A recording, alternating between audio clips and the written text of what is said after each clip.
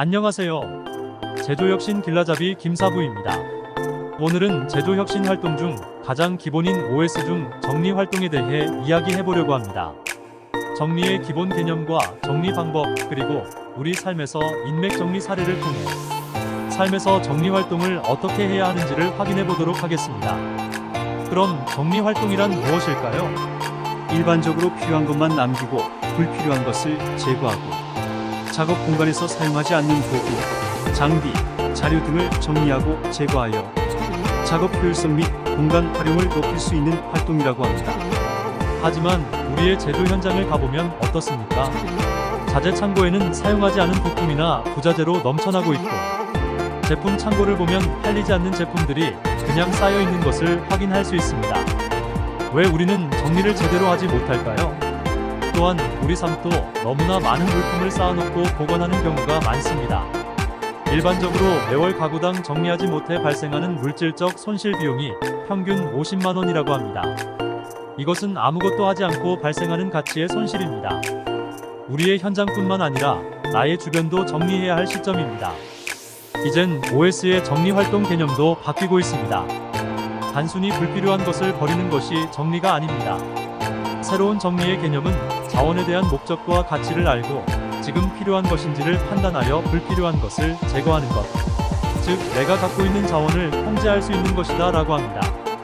나의 삶을 이루고 있는 물건, 시간, 사람에 대해 컨트롤 여부가 정리라는 것입니다.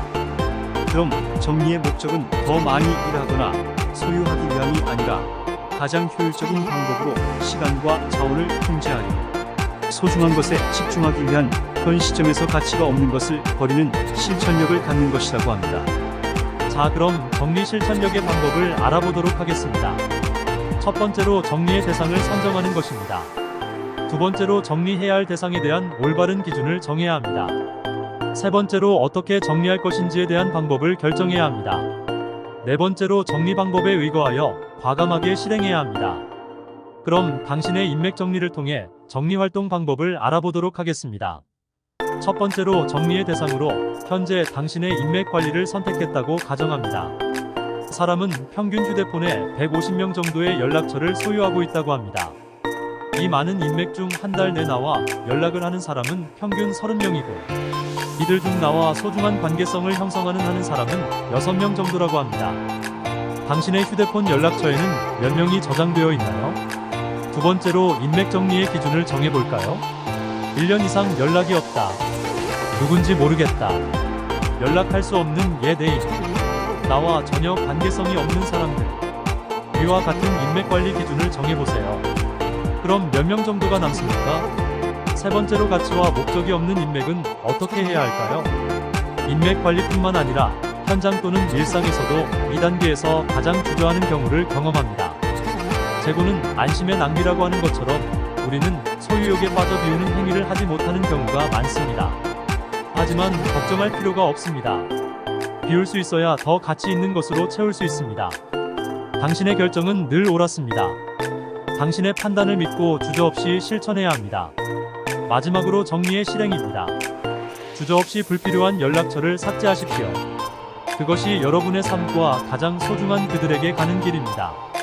바쁜 일상 또는 직장 생활을 하다 보면 정작 가장 소중한 가치와 목적을 놓치는 경우가 있습니다.